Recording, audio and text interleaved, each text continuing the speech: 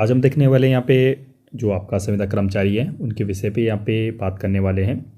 देखिए, लगातार यहाँ पे संविदा कर्मचारी की जो आपका नियमितीकरण, और जब तक आपका नियमितीकरण ना हो तब तक इनकी मांग आपका समान काम का समान वेतन है, और अन्य मांगे हैं जैसे इनकी आपकी जो वेतन है उसकी वेतन वृद्धि हो, चाहे आपका उसे डीए मर्ज करना हो, चाहे आपका स्वास्थ्य संबंधी बीमा इत्यादि हो, सभी का यहाँ पे अन्य अन्य इनकी मांगे हैं।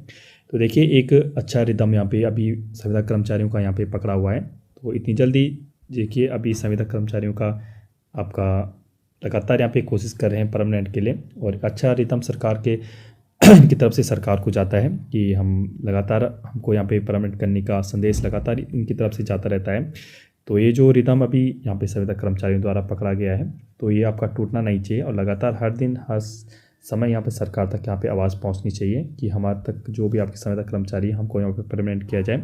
ये आपका बीच में बिल्कुल नहीं टूटना चाहिए, हर दिन यहाँ पे सरकार तक आवाज़ जानी चाहिए। देखिए, इस चैनल पर जब भी आपका संविदा उपनल आउटसोर्स जितने कर्मचारी सभी से लेकर यहाँ पे आपकी आवाज़ उठाई जाती है, तो आपसे एक रिक्वेस्ट रहती है, प्लीज़ समाचारों को यहाँ सब्सक्राइब करिए, ज़्यादा लोगों को यहाँ पे शेयर कीजिएगा।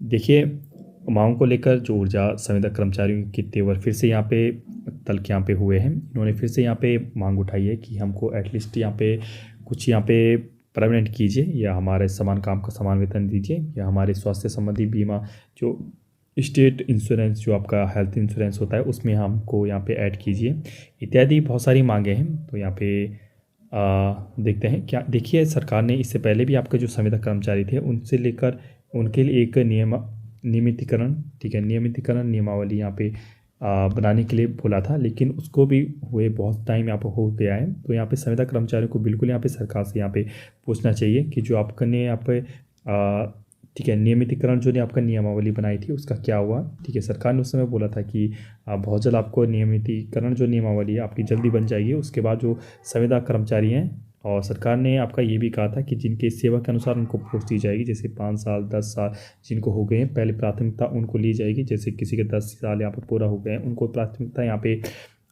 मिलेगी आपका परमानेंट होने के लिए। इसके लिए आपका नियमितीकरण नियमावली यहाँ पे बनाई जाएगी। ठीक है, तो पहले हाईकोर्ट से संविदा कर्मचारियों के लिए यहाँ पे नियमितीकरण के लिए आदेश आया था, और सरकार ने यहाँ पे माना भी था कि आपका 10 साल जिनकी सेवा हो गई है उनके लिए आपका नियमितीकरण नियमावली यहाँ पे बनाई जाएगी। लेकिन बहुत समय बीतने के बाद भी 1 से 2 साल बीतने के बाद भी संविदा कर्मचारियों का जो आपका नियमितीकरण नियमावली सरकार द्वारा बनाई जानी थी वो अभी तक नहीं बनी है। तो संविदा कर्मचारी बिल्कुल यहाँ पे सरकार से पूछें कि यहाँ पे क्या हो गया कि आपके जो नियमितीकरण नियमावली बन रही थी आज तक यहाँ पे नियमितीकरण नियमावली यहाँ पे नहीं बनी है, आखिर वो क्यों नहीं बन पाई है, बिल्कुल सरकार से यहाँ पे पूछना चाहिए। इसी भी लगातार यहाँ पे संविदा कर्मचारी लगातार यहाँ पे न्यूज़ में बने रहते हैं, और बना भी रहना चाहिए अपनी मांगों के लिए पूरा रहने के लिए। मांगों को लेकर ऊर्जा संविदा कर्मचारियों के यहाँ पे तेवर तल्ख। तो आपका देहरादून से यहाँ पे न्यूज़ है, तो देखते हैं यहाँ पे क्या न्यूज़ है। आपके ऊर्जा के आपके तीनों निगमों के जो कार्यरत आपके संविदा कर्मियों ने लंबित मांगों पर कार्रवाई ना होने पर कड़ी यहाँ पे नाराज़गी यहाँ पे जताई है। जैसे मैंने आपको बताया था आपकी बहुत सारी इनकी मांगे थी, कुछ भी यहाँ पे कार्रवाई नहीं हुई है। जो सरकार ने आपका नियमितीकरण नियमावली बोला था वो आज तक नहीं हुई है। नियमितीकरण जैसे मैंने आपको बोला था, और जब तक नियमितीकरण ना हो समान काम का समान वेतन यहाँ पे इनको देते रहे। डीडीए आपका वार्षिक वेतन वृद्धि इनको लगातार होती रहे, समेत अन्य मांगों को लेकर कार्मिक ने तेवर यहाँ पे तल्ख हो गए हैं। रविवार को विद्युत संविदा एकता मंच की कार्यकारिणी की वर्चुअल बैठक यहाँ पे हुई थी, और बैठक का एजेंडा ही यहाँ था कि आपका तीनों निगम में उपनल के माध्यम से जो भी जितने भी कर्मचारी हैं, जो भी आपकी संविदा कर्मचारियों की वर्षों से लंबित समस्याओं पर चर्चा व निगम प्रबंधनों की ओर से अब तक की गई कार्रवाई से अवगत यहाँ पे कराना था।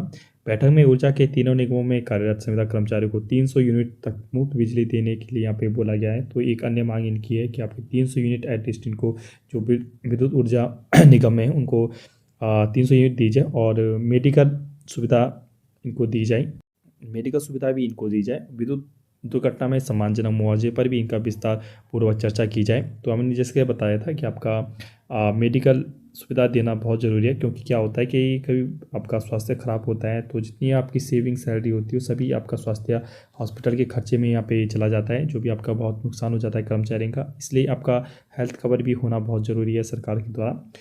तो उद्योग ने यहाँ पे कहा है कि सूचना का अधिकार 2005 के तहत उपनल से प्राप्त जानकारी के अनुसार अक्टूबर 2024 से ऊर्जा क्षेत्र के अंतर्गत कार्यरत लगभग 1250 जो आपके संविदा कर्मचारियों की मेडिकल सुविधा यहाँ पे समाप्त हो चुकी है, जिसको फिर से रिन्यू करने के लिए इनकी मांग है।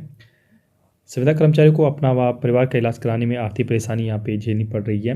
संगठन की ओर से इस मांग को कई बार आपका तीनों निगमों प्रबंधनों के सम्मुख यहाँ पे रखा गया है, लेकिन सुनवाई नहीं हुई है। मंच की कार्यकारिणी ने निर्णय लिया है कि मांगों के समर्थन में जल्दी आंदोलन की घोषणा यहाँ पे की जाएगी।